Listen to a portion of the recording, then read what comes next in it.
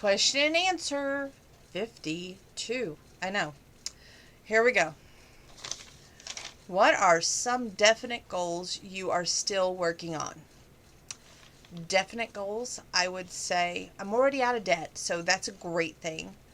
Um, I need to get my eyes checked, and I'm not ever going to have eye surgery, so I'm probably going to have new glasses, which I don't look forward to that. And you guys, you've seen me with my glasses, and then let me tell you, it's not my favorite thing because I just don't like my glasses. So I'm going to definitely have to look into new glasses.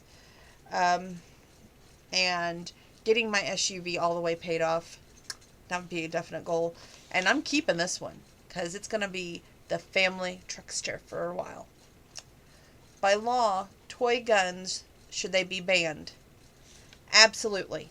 I think that toy guns, we're just promoting violence. And these kids are taking guns to school. You know, where are they learning this stuff from? Mommy and daddy. We're not locking the guns up. We're not practicing gun safety. Yes, I think they should be banned. What goes through your mind when you see people on TV who have endured a great hardship? I talk to the TV a lot. And, like when they endure a hardship of either the man being a total jackass or them just not realizing how much they are in love, during a Hallmark movie, or, if it's the Chrisleys, I'm talking to that TV. But anytime I see them going through a hardship, it makes me appreciate every stumbling block I've had along the way. Because it's like those stumbling blocks are there to teach you a purpose from those problems that you've had. A reason for those problems that you've had. And you just have to go, okay, you know what? I've learned. And those two words are more important than anything else. Do you encourage friends to drop by your house without calling first? Since I work from home, I would say it's more complicated for friends just to drop in and quote unquote visit. I always encourage people to either text me or send me a message on Facebook Messenger or call, still, before they stop by. What is the best way to die? Whoa, wow, that's a question. I would say in your sleep. If someone gave you a crystal ball, what would you look in it for? Well, right now it'd be for the party. I want to make sure that everything came off okay, that there was no extra problems and no arguments, that nobody showed up just to cause drama or problems, and they were just there to wish him a happy birthday. That would be the big thing. Okay. If you could choose your height, how tall would you be? At least 5'7". At least. Do you feel that models and magazines give off the wrong signals by being so skinny? Absolutely. I think that us girls who have polycystic ovarian syndrome, who have problems with our liver and our weight, we don't get half the appreciation of what we struggle with. And all these men are idolizing stick candy over there, and they'd rather be with those type of women versus women who are real and who have dealt with problems, and it's just not fair. What one thing would you like to change on your face? I have several things I'd like to change on my face right now. This is kind of funny. I've got to share this with you. On my birth certificate, it says I have blue eyes, but I have hazel eyes, so I don't really know where that came in at. But it also said I had dark hair, and my hair turned to blonde within 6 months of being born. So it's kind of funny. It makes you wonder if I was changed at birth, But I don't know. Some major things. I have this little acne pimple over here. I'd love to get rid of him right now. And my teeth, I would love for them to go back to being absolutely just perfect, and that's not going to happen right now. So, do you like the way your voice sounds? I honestly, I sometimes play it back just to make sure that it caught correctly on here. And sometimes I'm like, why does anybody watch these things? Because I'm my worst critic. I'm like, I don't like my voice. No. Let's see. How happy are you with the way you look? Again, I'm my own worst critic. I would say I'm a -0 right now because I have lots of improvements I need to do.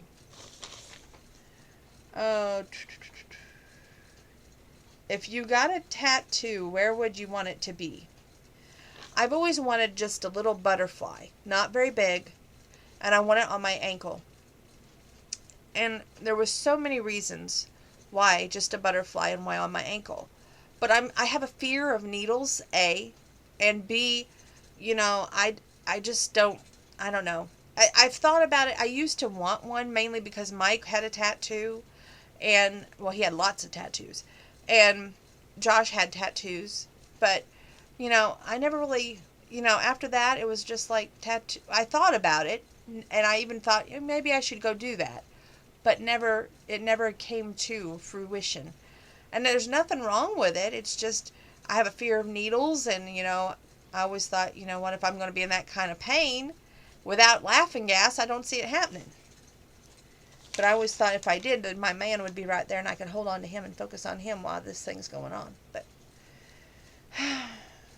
that just is one of those sighable moments. How far should doctors go to prolong a person's life? I honestly believe they should exhaust every inch that they can exhaust. Insurance be damned. I think that they should go out there and actually worry about that person rather than what medical money they're going to make off of a person, or are they going to be able to go to the Bahamas because they treated this person correctly or incorrectly. They need to do everything they can to prolong a person's life. Okay. What possession would you never agree to share? Never agree to share. I'm looking around my room as I read this. I'd have to go with a piano in the front room. I just don't want to ever share that. I think that's mine, and, well, I know it's mine, but I just don't want to ever share it. What item do you own that has minimal dollar value, but that will not sell for any amount? Probably the husky that's stuffed. It's not a real husky. It's a stuffed animal husky. It's in my room. Or it would be my puppets that were from Opryland. But between those two, I would never sell them because there's so much meaning behind both of them. The husky came from my step-great-grandma, and the puppets, I won them off of a contest years ago. And I always wanted them when I was down there in Opryland, and I had one, and it got ruined. So those two are like my pride and joy. So those 3 items I probably would not trade for any dollar amount. Do you think men look better in long hair or short hair? I think that's a matter of age. And I gotta say this, okay? Triple H, on my land in heaven. Honey, you need some hair. The whole buzzed look is doing absolutely nothing for you except making you look old. You need some hair. Then I would say the next person that needs to, worry about cutting off some hair. I think that once you reach a certain age, I won't name his name, but once you reach a certain age, you don't get hair below the collar longer, like here, and you keep it short, well groomed. A person that keeps their hair well groomed would be an example of Ryan Pavey from Unleashing Mr. Darcy, Marrying Mr. Darcy. That man is just fine. I'm just telling you, he is fine. He's one of the reasons I can watch that movie all over again, which I did watch Unleashing Mr. Darcy late last night.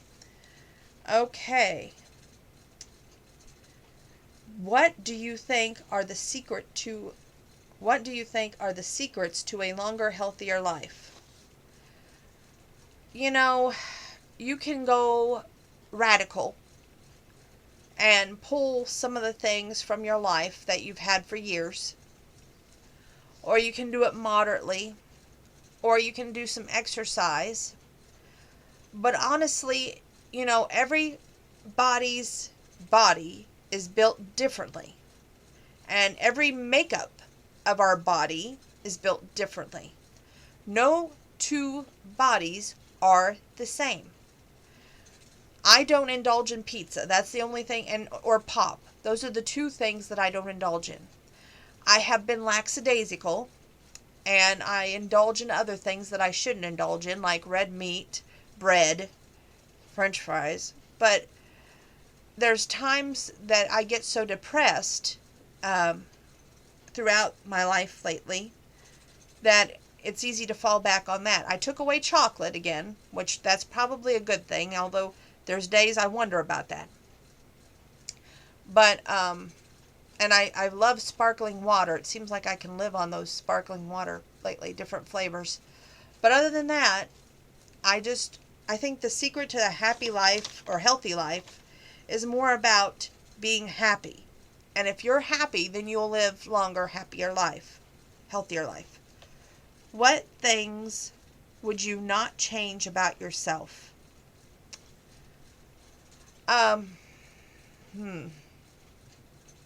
Probably I know some people are going to go, what? You're most moody everything ever.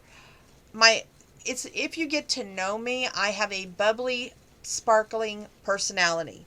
I kid you not. If you get to know me, you know that I can be a riot to be around. So my personality would probably be the only thing that I would not change about me. What activity has most consistently given you a feeling of inner peace? House chores. I think that my house chores have given me inner peace sometimes, because you can be so mad at somebody and take it out on cleaning your house, and it makes you feel a lot better.